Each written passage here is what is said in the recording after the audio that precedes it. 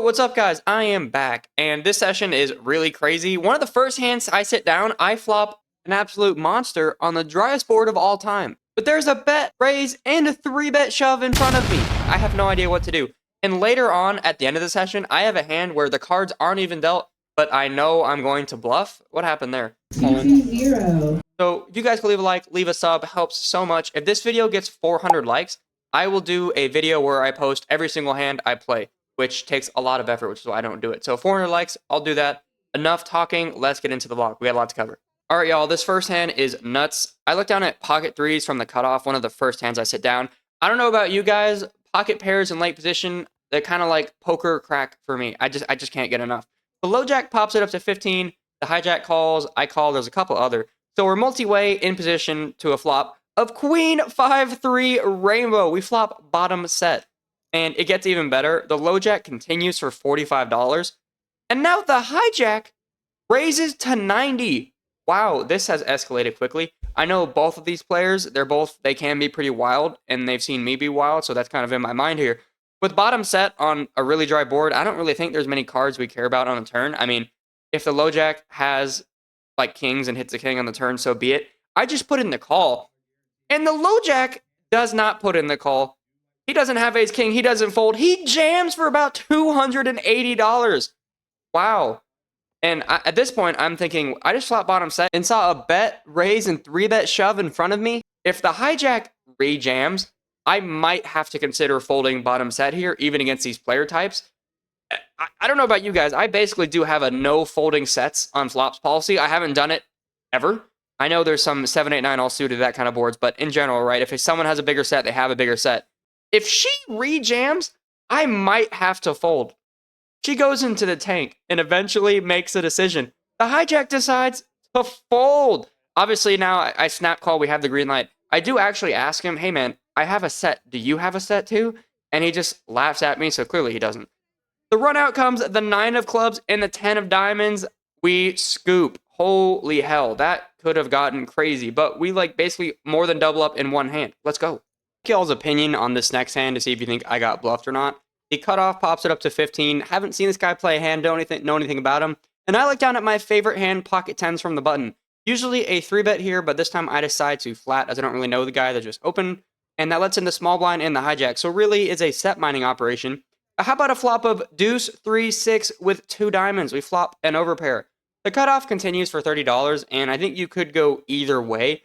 I like a raise in position because even if he has an overpair bigger than ours, if I raise here, he's probably going to call and just check to me on the turn, and we get 2 free streets, and we might be able to fold out ace-king right now. But I do the opposite, and I just call.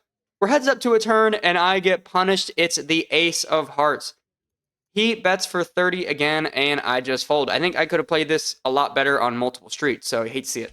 In the small blind with deuce 6 of hearts, it limps to me, and I just complete. Do a flop of king 8 jack with 2 hearts. We flop a flush draw.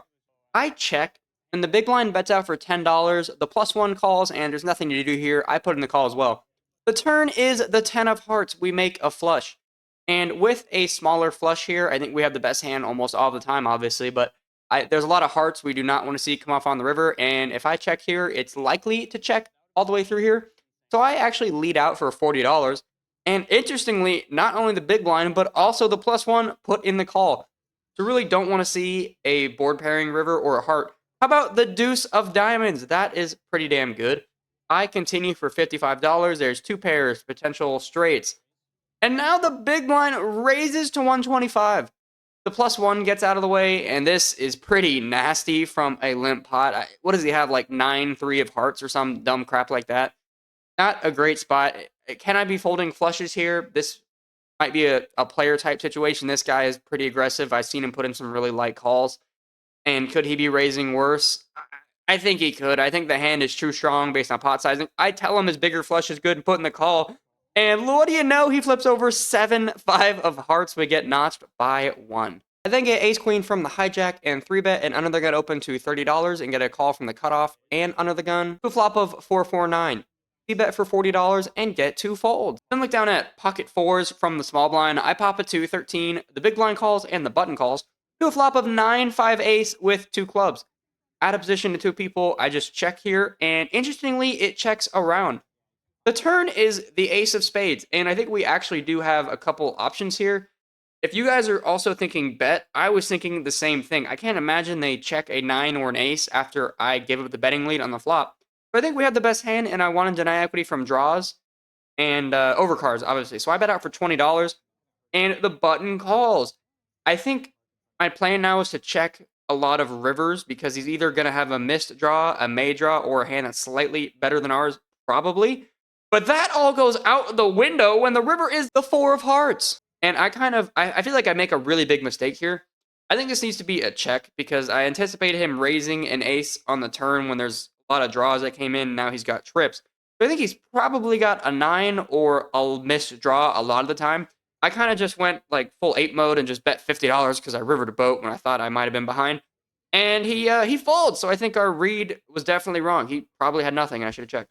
Fill it down an ace-4 of spades from the hijack. The low jack pops it up to 15. I call the cutoff calls and the big blind calls. So 4 ways to a flop of 10, 5, deuce, rainbow. And interestingly, it checks around. How about a turn card of the 3 of clubs? We make a straight. Love hitting the wheel. And now the big blind apparently loves it even more. He bets out for $40. The low jack folds, and when it's on me, I think my brain didn't compute about how big the pot 40 was. I think a raise is fine, actually, probably 90, 100. I don't know. I think it really needs to be that big. But maybe to deny equity, get more money in when we're obviously ahead is never a bad thing. But this time, I actually just put in the call. And so does the cutoff on my left. So 3 ways to a river. All I want to see is no club. If someone hits like a straight card that chops, fine. I just don't want to see a king club.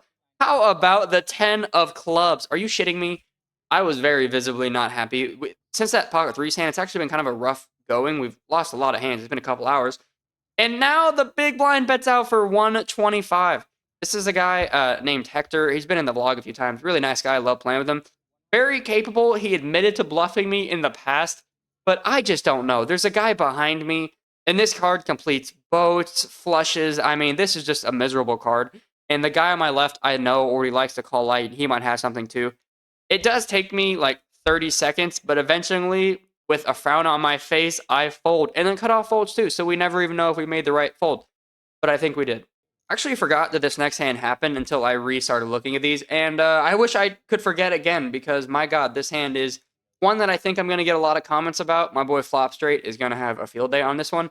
We've just been losing a lot of hands these last like 2.5 hours. Outside of the pocket 3s and pocket 4s hands, just been getting absolutely drilled.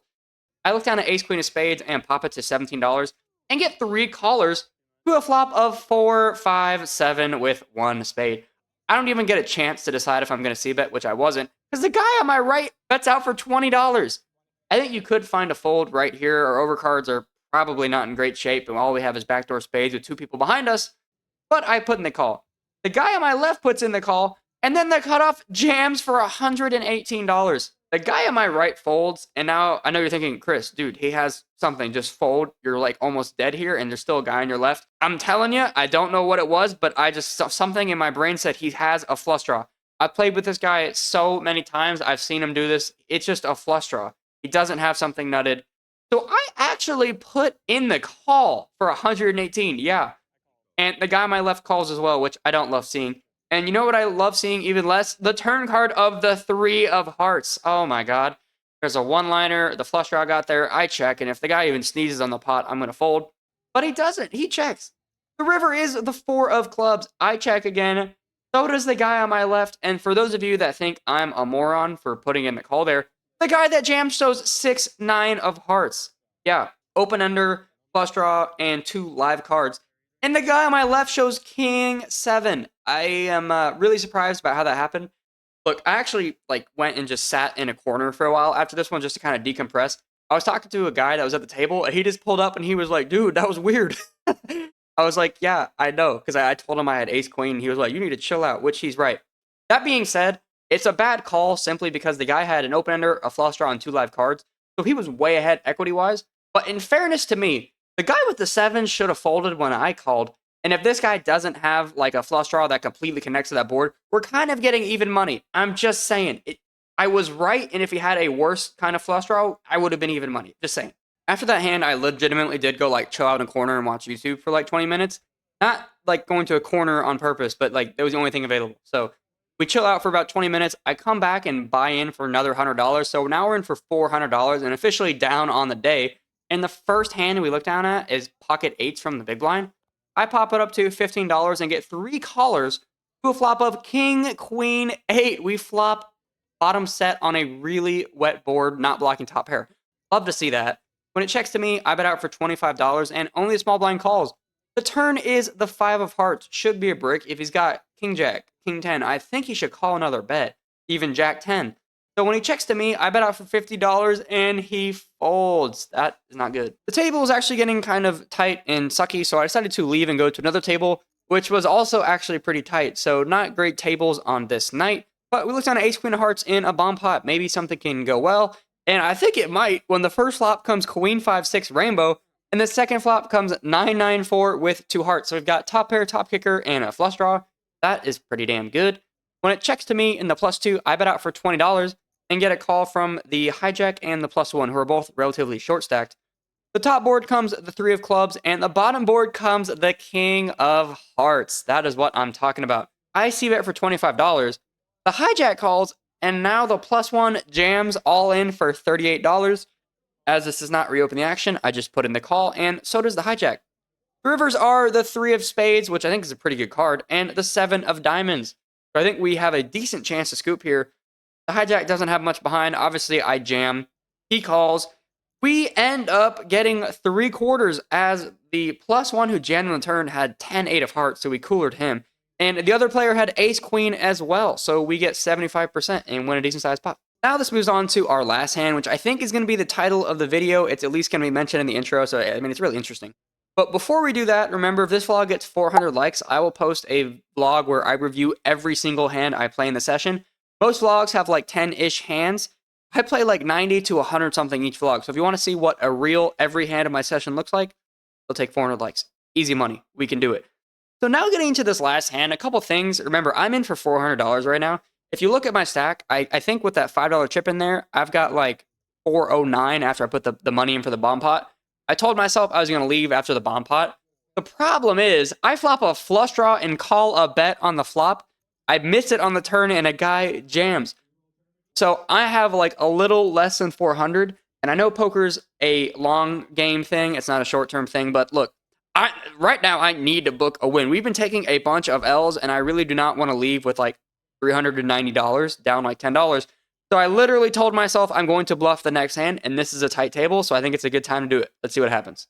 I put on the button straddle and looked down at 5-3 of spades. The only 2 players I think at this table capable of opening on any regular basis are the 2 guys on my left.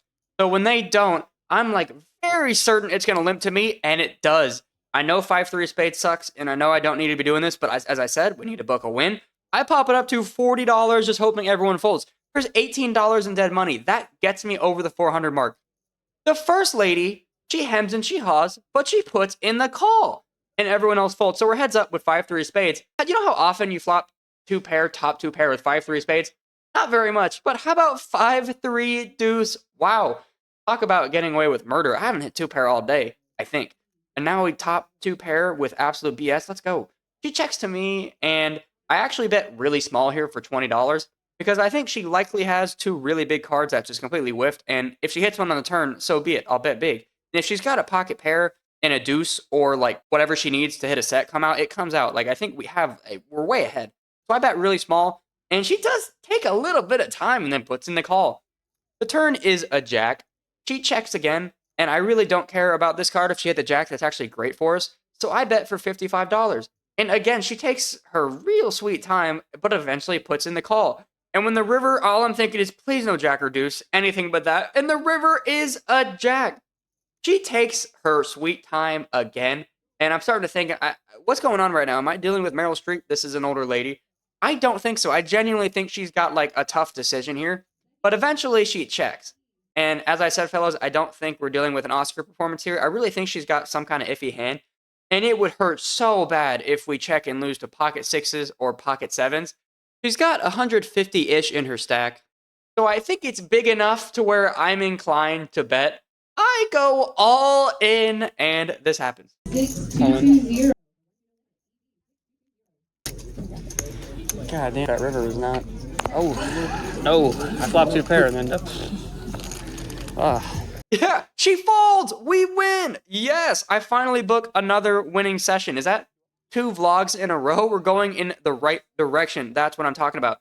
All is said and done, we were in for 400, out for 514. So, yeah, really cool vlog. And the next vlog was actually going to be super dope, and I was going to highlight it.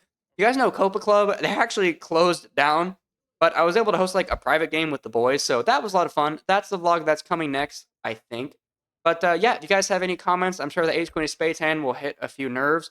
Let me know. Like and sub, always helps the channel. Much appreciated. I'm Chris, and I'm out.